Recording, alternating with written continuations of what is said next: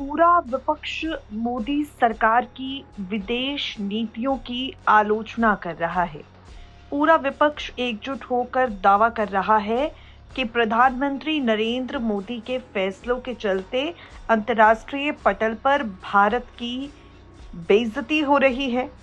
America से deal को लेकर पूरा विपक्ष मोदी सरकार के फैसलों पर सवाल उठा रहा है, तो वहीं आरएलडी चीफ जयंत चौधरी ने बड़ी प्रतिक्रिया दे दी है। जयंत चौधरी ने कहा, जहां तक अमेरिका के डील की बात है, अभी तक कोई करार फाइनल नहीं हुआ। जयंत चौधरी ने कहा, उनका इतना ही बयान आया था कि जब व्यापार में विस्तार होगा तो वैल्यू चेन में किसानों की गिनती बढ़ेगी, उनकी भागीदारी बढ़ेगी।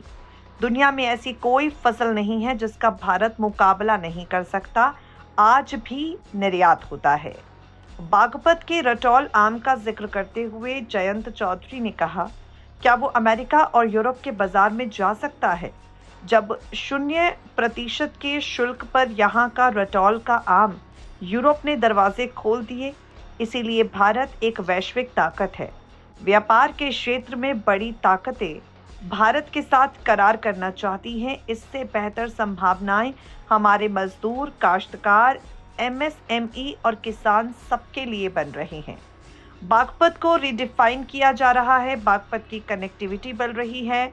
दिल्ली के नज़दीक किसानों की धरती अब उद्यमों और स्टार्टअप की दुनिया बनने वाली है।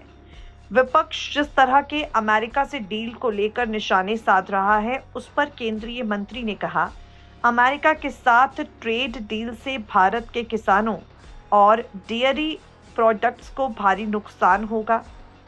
सरकार का कहना है, किसानों के हितों को डील में पूरी तरह ध्यान रखा जाएगा।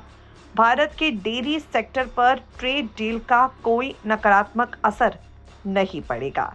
ये बड़ी प्रतिक्रिया हमारी विदेश नीति को लेकर विपक्ष जो सवाल उठा रहा है, उन सवालों पर जयंत चौधरी ने खुलकर दे दी है।